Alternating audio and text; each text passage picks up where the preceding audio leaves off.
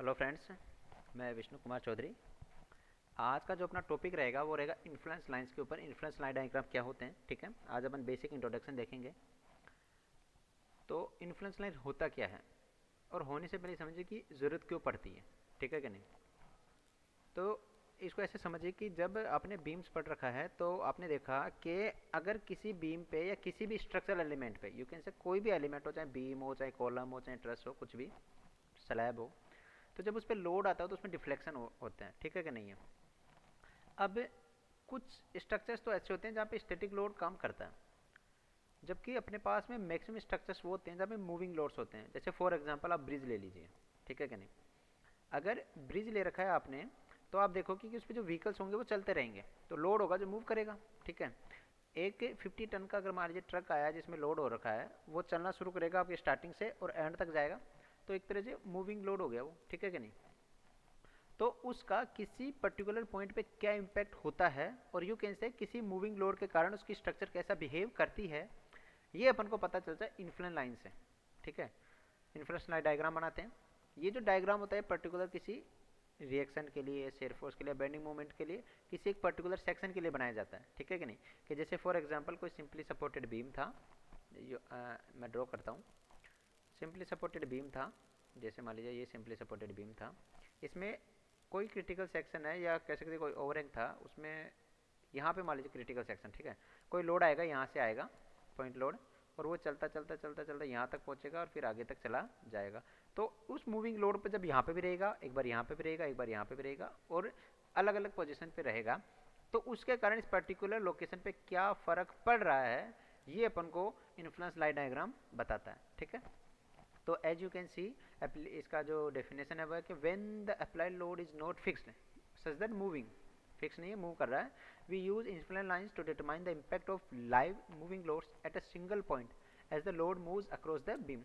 मैंने भी बता दिया आपको ये सब कि किसी बीम पे जब लोड अक्रॉस करता है, मूव करते हुए जाता है, तो किसी पर्टिकुलर पॉइंट पे उसका क्या इम्पैक्ट आ रहा है, वहाँ पे क्या, जैसे मान लीजिए अपन को शेयर फोर्स देखना, तो उस पर्टिकुलर सेक्शन पे शेयर फोर्स का वैल्यू कैसे चेंज हो रहा है लोड के मूविंग के कारण, ठीक है। Influence lines are important in the design of structures that resist live moving load. Influence line का कहाँ महत्व बढ़ जाता है, जहाँ पे लाइव लोड्स की ये कह सकते हैं मूवेबिलिटी ज़्यादा होती है, ज़्यादा लाइव लोड्स होते हैं। जैसे कि मैंने एग्जांपल दिया आपको ब्रिज, ये ब्रिज आइदर हाईवे और आइदर रेलवे, ठीक है। दोनों ही प्रकार के ब्रिज आप इसको बोले सकते हो, ठीक है।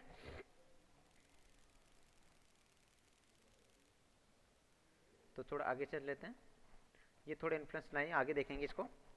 तो अगर मैं डेफिनेशन की बात करूँ इन्फ्लुएंस लाइन में, तो इसका जो डेफिनेशन रहेगा वो रहेगा कि an influence line represent the variation of the reaction, shear shear force, bending moment or deflection at a specific point in a member as a concentrated load moves over the member। जैसे मैंने बताया कि influence line diagram किसी particular point पे variation को represent करता है, चाहे वो वेरिएशन रिएक्शन का हो, चाहे शेयर फोर्स का हो, due to moving load. Moving load एक पॉइंट से दूसरे पॉइंट की तरफ जाएगा। एक बात ध्यान रखेंगे, कॉन्सेंट्रेटेड लोड होता है, ठीक है कि नहीं। क्या होता है, कॉन्सेंट्रेटेड लोड यानी सिंगल पॉइंट लोड, ठीक है। यूडीएल वगैरह नहीं होता है, ठीक है। क्योंकि जो ट्रक्स होते हैं, ये जो ह्यूमन बींग्स होते हैं, एज ओपन को उसको पॉइंट लोड काम में लेते हैं, ठीक है कि नहीं। चलिए थोड़ा सा और आगे चलिए।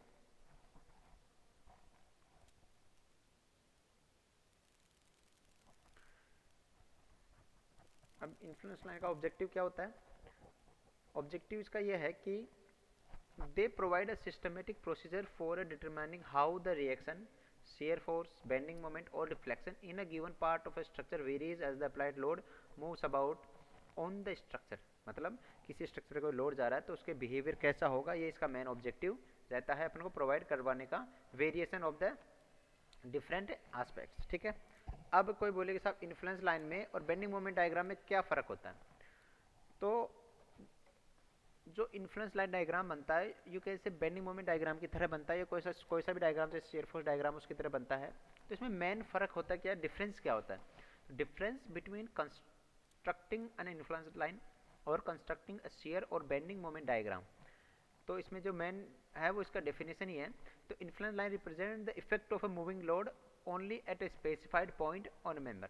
कि कोई मेंबर होगा जो इन्फ्लुएंस लाइन डायग्राम होगा, जैसे मान लीजिए शेयर फोर्स का अपन ने किसी पॉइंट पे bending moment shear force diagram में इन्फ्लुएंस लाइन डायग्राम बना लिया शेयर फोर्स के लिए, ठीक है, और एक उस बीम के लिए शेयर फोर्स है, तो दोनों में क्या फ़र्क है, शेयर फोर्स का जो डायग्राम है उसके लिए क्या फ़र्क है।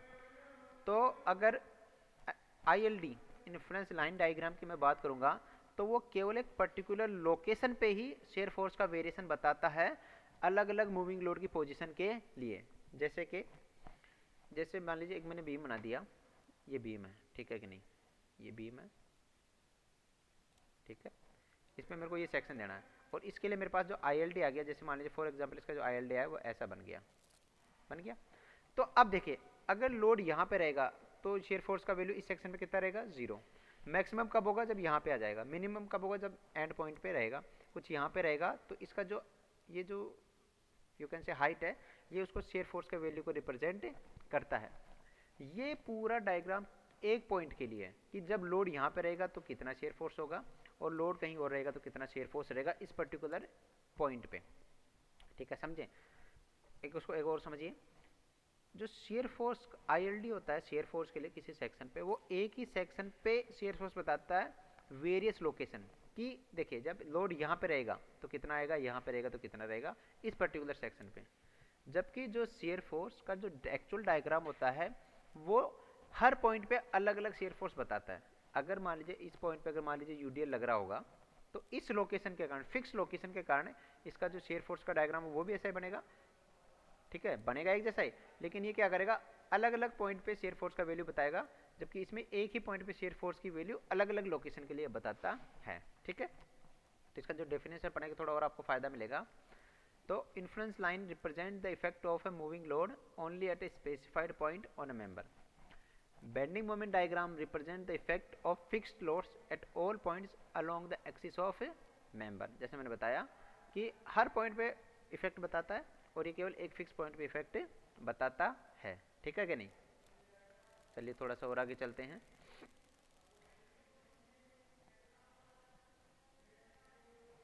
अब इसके मेथड्स क्या क्या हो सकते हैं, तो देखिए सिंपल सा मेथड है, मैं लाइन बाय लाइन बता देता हूँ, कोई ज़्यादा इसमें हार्ड एंड फास्ट नहीं है। आपको क्या करना है, take a moving load of 1 unit weight, 1 unit weight, 1 kg या 1 यूनिट का 1 न्यूटन का आप एक फोर्स ले लीजिए। एक ही क्यों लेना है इसका कारण मैं आगे बता दूंगा। Select the point of interest, वो पॉइंट डिसाइड कीजिए जहाँ के लिए आपको ILD बनाना है और किस चीज़ के लिए बनाना है। जैसे कि आपको मान लीजिए मिड पॉइंट पे आपको डिफ्लेक्शन निकालना है, ठीक है, तो डिफ्लेक्शन के लिए आपको मिड पॉइंट पे आपको चूज करना है, उसका ILD ड्रॉ करना है, ठीक है। तो वो पॉइंट अपन को चूज करना है जहाँ पे अपन को reaction, shear force, bending moment या डिफ्लेक्शन अपन को पता करना है। अब अगला जो स्टेप है उसमें क्या करना है, place the moving load at various points and use static principles to find the reaction, shear, moment और deflection at the point of interest। मतलब क्या करना है, अलग अलग पोजीशन पे वो यूनिट लोड लगना है।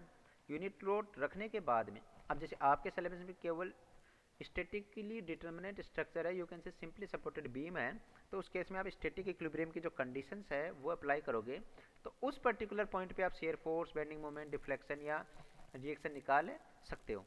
तो आपको अलग अलग, जैसे फॉर एग्जांपल कोई सिंपली सपोर्टेड बीम है तो एक बार यहाँ पे रख के, जैसे मान लीजिए इसका इस सेक्शन के अपन को ILD बनाना है, ठीक है, तो एक बार लोड को यहाँ रखिए, फिर यहाँ रखिए, फिर यहाँ रखिए, फिर यहाँ रखिए, फिर यहाँ, अलग अलग लोकेशन के लिए अलग अलग आप वैल्यूज निकाल लीजिए, ठीक है।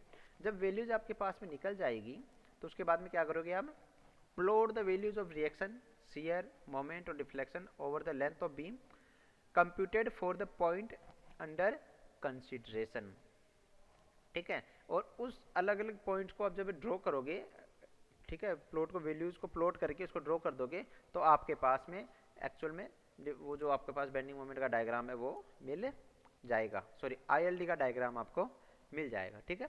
तो ज़्यादा हार्ड नहीं है, बस आपको एज ए प्रोसीजर फॉलो करना है। यूनिट लोड लीजिए, पॉइंट ऑफ कंसिडरेशन डिसाइड कीजिए, उसके बाद में लोड को अलग अलग जगह रखते हुए उसके अलग अलग वैल्यूज आप निकालिए, उसको प्लॉट कर दीजिए, ठीक है। For statically determinate structure you can straight line although the line slope may change as the load or key points। अब एक इसने यू कैन से प्रॉपर्टी बता दी ILD का कि जो स्टैटिकली डिटरमिनेट स्ट्रक्चर्स होते हैं उनके लिए जो ILD इन्फ्लुएंस लाइन डायग्राम बनते हैं वो स्ट्रेट लाइन बनते हैं, ठीक है। स्ट्रेट लाइन बनते हैं। आप आगे देखोगे भी जब ड्रॉ करोगे तो जो सिंपली सपोर्टेड बीम होता है उस केस में जो ILD बनता है वो एक स्ट्रेट लाइन बनता है इररिस्पेक्टिव ऑफ द लोडिंग। अब जैसे जैसे लोड बढ़ता जाएगा उसका स्लोप बढ़ता जाएगा, लेकिन जो डायग्राम होता है वो एक लाइन बनता है। जैसे ये देखिए, अगर मैं ILD की बात करता हूँ यूनिट लोड में सेक्शन सी के लिए, या देखिए यहाँ पे देखिए 4-5 ILD दे रखे हैं। सबसे पहले इसने दे दिया आपके लिए ILD फॉर आरबी पे जो रिएक्शन आएगा उसके लिए, ठीक है। तो जब ये लोड ए पे रहेगा, देखिए इसको ऐसे समझिए, ए पे रहेगा तो इसका रिएक्शन का वैल्यू रहेगा 0।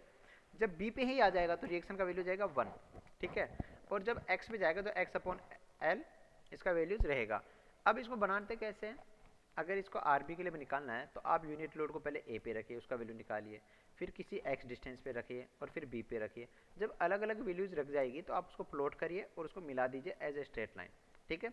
आप देखिए जो सिंपली सपोर्टेड बीम है उसके लिए आरबी के लिए, आरए के लिए, शेयर फोर्स के लिए और बेंडिंग मोमेंट के लिए जो डायग्राम बने हैं वो स्ट्रेट लाइन, समझ रहे हो। तो जैसे इसकी प्रॉपर्टी है स्टैटिकली डिटर्मिनेंट स्ट्रक्चर के लिए जो ILD बनता है वो एक स्ट्रेट लाइन होता है, ठीक है। ये बनते कैसे हैं ये आगे का है, अपन आगे वाले लेक्चर्स में इसको देखेंगे, पर आपको ऐसे समझाने के लिए, ठीक है।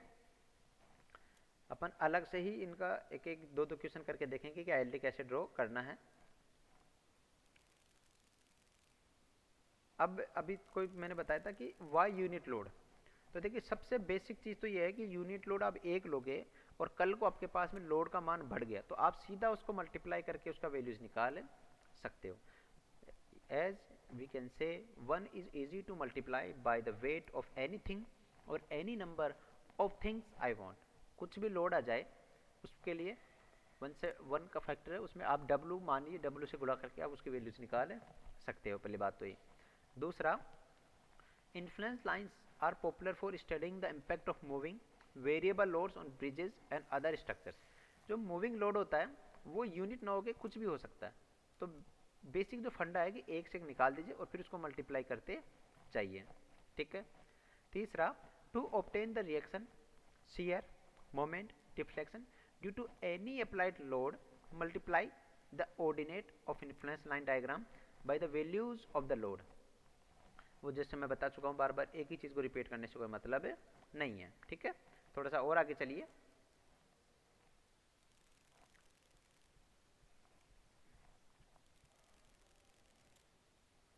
Influence lines represent the effect of a moving load, मैं ये बता चुका हूँ।